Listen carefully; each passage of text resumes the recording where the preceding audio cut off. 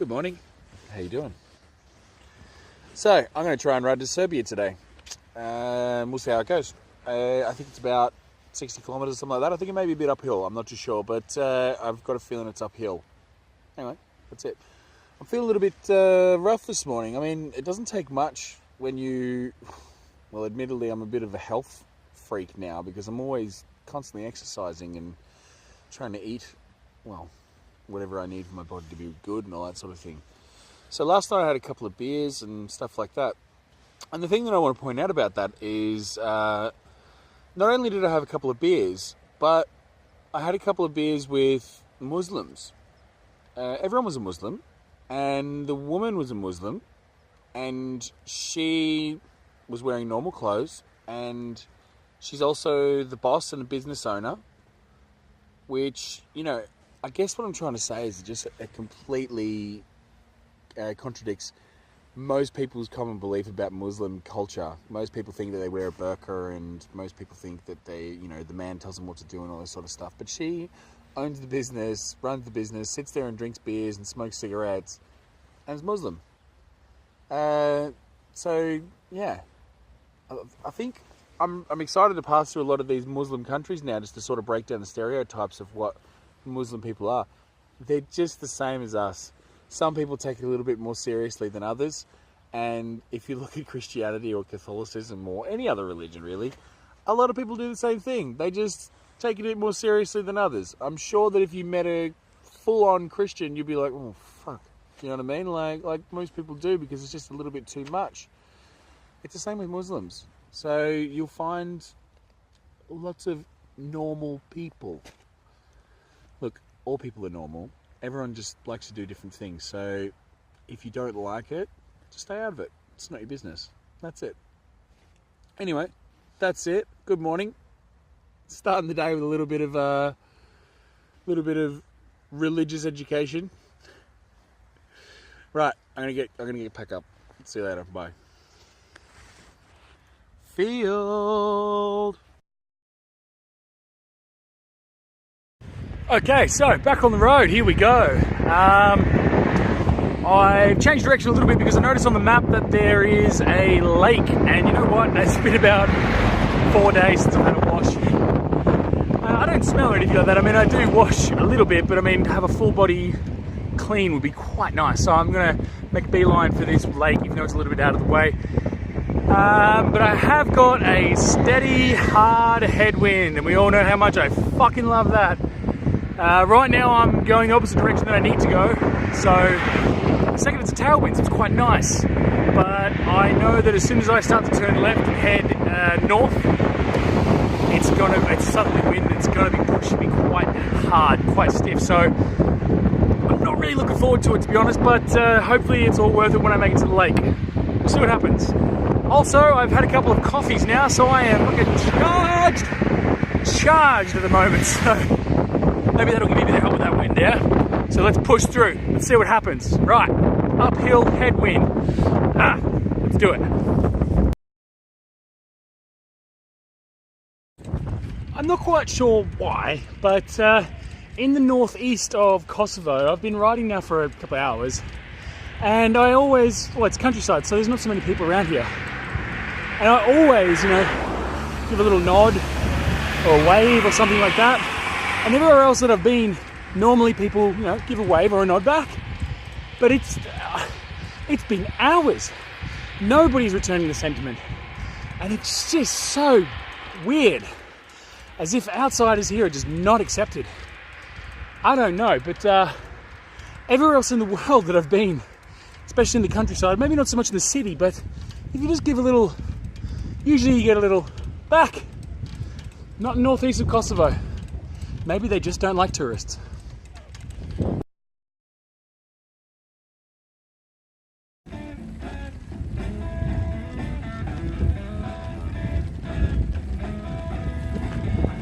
Alright, so up the top of the hill now of the final climb of Kosovo, and it's 3 kilometers downhill now to Serbia. Shit. I go through so many countries now I can't even remember the names of them or how many I've even been through now. I think I did a count the other day. By the time I get to the end of it, it's going to be something like 30 countries, so pretty cool. Anyway, that was Kosovo. Good things, bad things, you know, mixture. But the end of the ride was definitely the best. So I'm happy that Albania and Kosovo both left me with a happy way to leave the country rather than just being disgusted and angry the whole time. Anyway, let's go Serbia. See you later.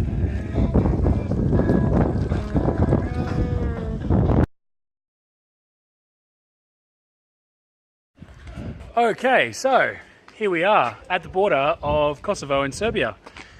Here's the story. Because I have come from Macedonia into Kosovo, I'm not allowed to enter Serbia because people are not allowed to go from Kosovo into Serbia. I don't know why, it's some political bullshit, but that's it. I was told that if I went from Macedonia to Serbia and then Kosovo, no problem.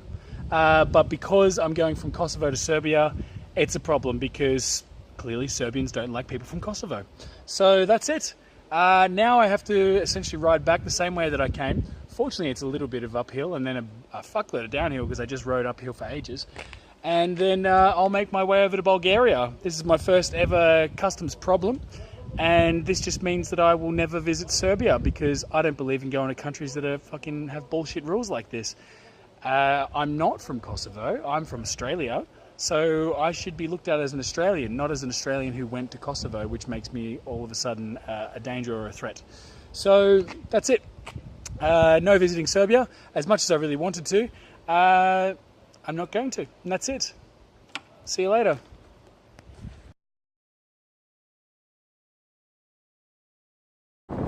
Okay, so after doing another fucking hill climb, after being rejected to go into Serbia, I'm finally on a new road that I haven't been on before.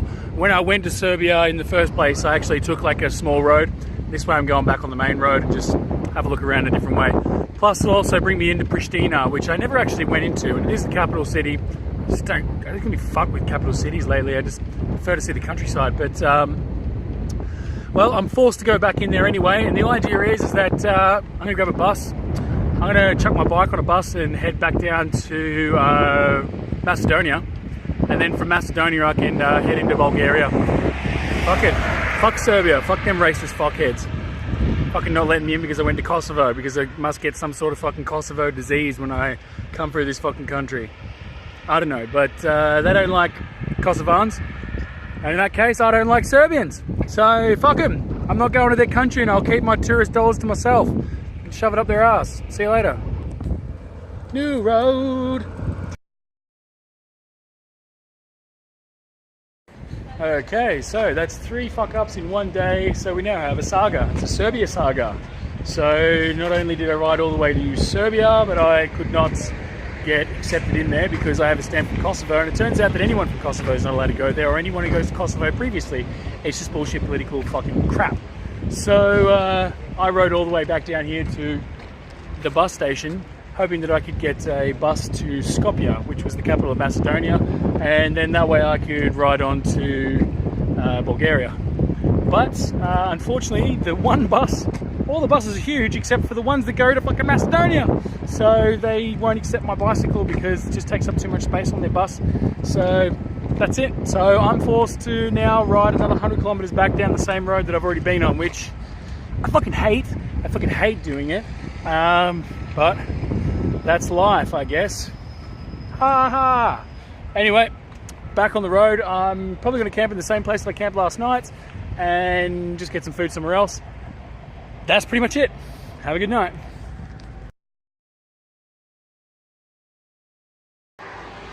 So I'm riding back very late through Kosovo, heading back towards Macedonia, and I've stopped to buy some fruit and vegetables, and then lovely change dresser. Hi. In very broken English, has decided to, well, everything I was going to buy, she's given to me for free, which is very sweet, and thank you. The people in Kosovo are very, very friendly. Yeah. Yes, we are. Yeah. Anyway, I better keep riding before it gets too dark, and I need to find somewhere to sleep. So, see you later. Bye. Hey, Oh, that's bright. So tonight's peace out is... I'm in bed, by the way.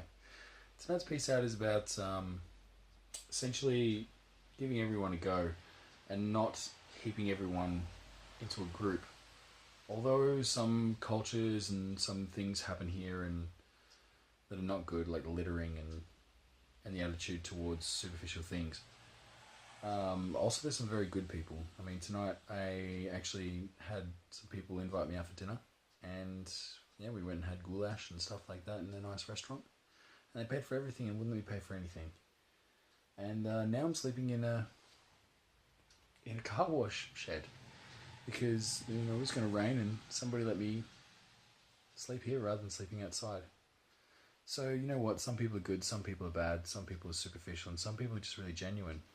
It's all just about giving everyone a go. So make sure you have a conversation with everyone and try and connect as much as you can. It's really important to give everyone a go and not heap anyone into any sort of group or stereotype or anything like that. So Kosovo has its ups and its downs, and I'm starting to enjoy it. Peace out.